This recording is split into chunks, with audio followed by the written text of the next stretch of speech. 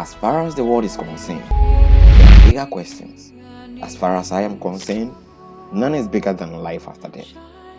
Whenever loved ones die, we cannot help but only wonder, is anything beyond? For as long as I remember wondering anything, I remember wondering this: is death final? Arguing that death is final seems simple. That is, no body, no life, no brain, no awareness. But the truth is, that is not final. Some see some structural commonality among religions about life after death. This question is all about your identity, how you've portrayed it to be. Once you find out that your real identity is way beyond anything in space-time, then and only then, there is no birth and there is no death. There is only a quantum of birth and death as punctuated point in the grammar of life, because you are the universe in permanent life body form.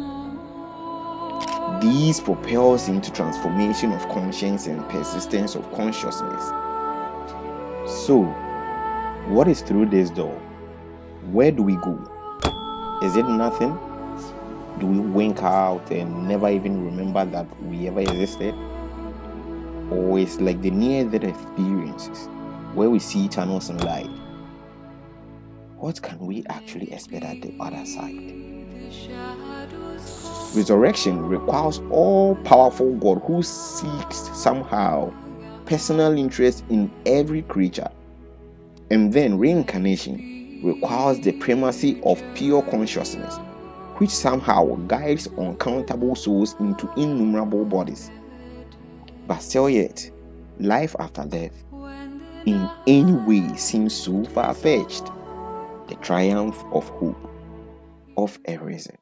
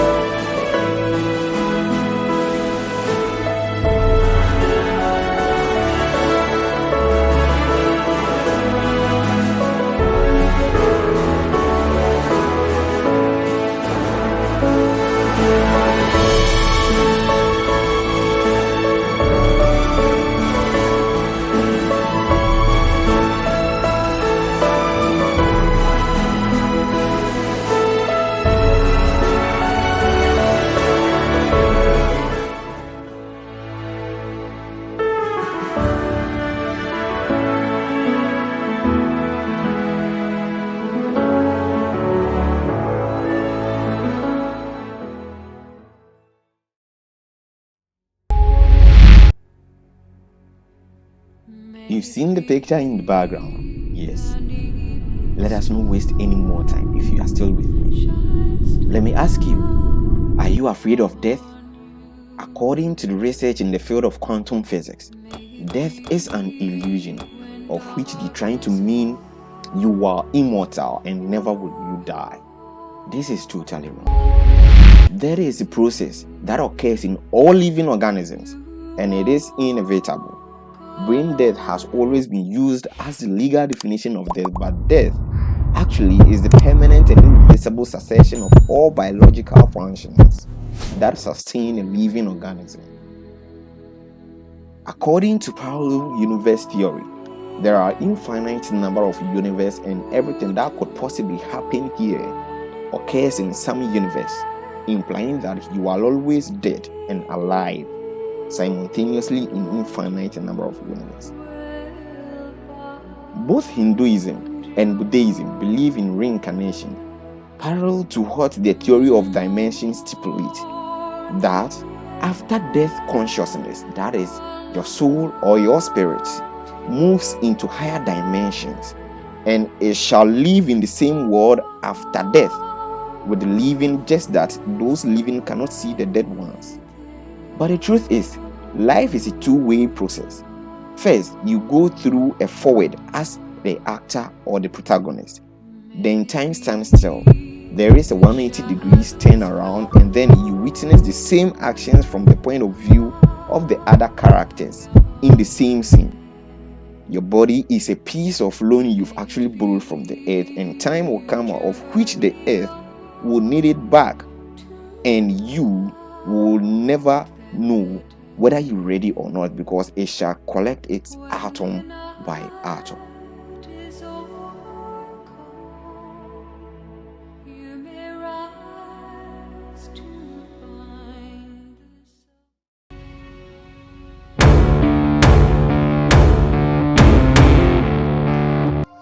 So, is death final? The great beyond. Being closer to the truth, consequently, we know death will just be a change of clothes. You shed your physical body and become conscious in your spiritual body that has been with you all along. It is typically an out-of-body experience, an out of a limb, floating out of your body in a tremendous speed. Your consciousness separates out of your body and typically goes out of it. This is what most of the near-death experience people will always see. Eyes opens and opens again, and you feel the perfect version of yourself. And this, as your eyes opens, mostly is where you see beams of sparkling light beyond description and compare at the end of a tunnel as you go through it. And even at the end of the tunnel, you may see loved and affectionate people among some relatives and friends who have died beyond that great beyond. The light started to appear, and that's when I realized that this was death. This was my death. When I died, I was 31. What I experienced from that moment on just changed my life forever. My name is Betty J. Eady. I am 78 years old. I had a near-death experience. My name is Jessie Sawyer, and I've had a near-death experience. If anybody had told me 10 years ago that I would have had a near-death experience, I would not have believed them. I didn't believe in these things. I didn't even believe in God anymore. To the hospital bed and was drawn into this immense tunnel. There was sound, there was music, there were chimes. It was extremely relaxing, very comfortable. And I went through the tunnel, into the tunnel, and traveled into this black space.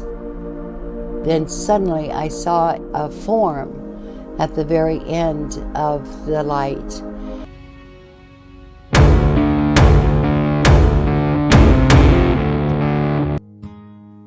A lot of strange ideas has been given to answer the above question. Where do we actually go when we die? Some suggest reincarnation. That is where your spirit comes back as a good spirit to live in another body. Or ghost. That is where your spirit comes back to live amongst the living as a bad spirit. Or purgatory in the concept of the Catholics or the Romans. Or your spirit actually ceases to exist. Now we shall trace and make the Bible answer for us where we actually go when we die. Ecclesiastes chapter 12 verse 7 stipulates that then the dust will return to earth as it was, and the spirit will return to God who gave it. So at the point of conception, God places a soul or a spirit into that body formed after the sperm meets the egg. 2 Corinthians chapter 5 verse 1 says, for we know that if our earthly house, that is the tent, our body, this tent is destroyed, we have a building from God, a house not made with hands, eternal in the heavens. So these two scriptures makes us understand there is a body being the tent, a resurrected body, that is the eternal building in the heavens. But we don't know now the unclothed body, the unclothed soul, or the unclothed spirit, the soul after separating from the body. Where does it go? Now this takes us to the question where we actually go when we die. Hades. Hades is where we go when each and everybody dies. That is, after the soul separates from the body. People know Hades to be hell, the place of punishment. This is totally wrong. Hades is the dwelling place of the dead, a holding place for the disembodied spirits. So, the good who dies go to Hades. So do the bad who dies. The confusion is as a result of the kingdom digesting different kinds of interpretations into being. Example, the King James Version Bible stipulate or translate the Greek word for Hades as hell.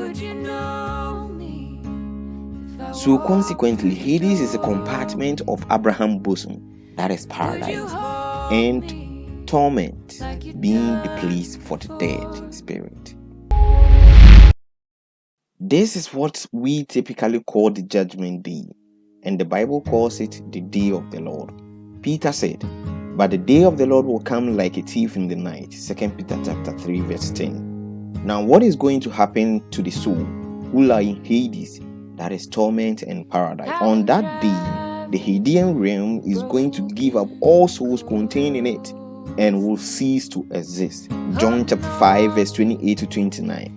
For the hour is coming in which all who lie in the graves will hear his voice and come forth, those who have done good to the resurrection of life, and those who have done evil to the resurrection of condemnation. Consequently, souls from Hades will reunite with their resurrected bodies on earth, of which this body will be a new different body from the physical one we had, a new spiritual body.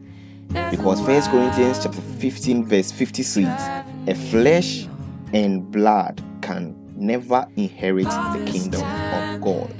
Verse 42 to 44 says, "So will it be in the resurrection of the dead. The body that is sown is perishable, it is raised imperishable. It is sown in dishonor, it is raised in glory. It is sown in weakness, it is raised in power. It is sown in natural body, it is raised in spiritual body." Now 1 Corinthians chapter 15 verse 54 to 55 says, "When the perishables has been clothed in the imperishable, and the mortal with immortality, then the saying that is written will come true, that has been swallowed up in victory. Where, O death, is your victory? Where, O death, is your sting?" So the Hadean realm and death will be destroyed and judgment prevails. People will ask, what is the point of judgment if people have been in paradise or torment? Because they seem to have been judged already. But the truth is, it is not a day that God will have it to weigh facts and figures to know who is saved or lost, because He knows where you even belong, even the day you die or the moment you die. That day of judgment, all we know is only the sentencing day after putting on the new body. It is the day God states why you were lost or saved. So you or we either spend the eternity after judgment in the place of eternal bliss, that is heaven, or we go spend it in hell. So now that you know what is afterlife by dying, where will you be? Paradise or torment? Where will you be when you find yourself in the realm? Never look back. Prioritize life. Never be afraid. Holding on to everything I want. I just want to say thank you so much for watching to the end of this video. You know, these days quite a few sleepless nights to research, to script, to film and to edit. So you kind of know how much I genuinely appreciate your support. Don't hesitate to like or dislike or even comment. Do well to hit the subscribe button to get more good content as such for me. You can as well pass on in the comment section any topic or issue of which you would like me to bring a truth message or video upon. Hands to head. Salute. Pushing faster before the fire.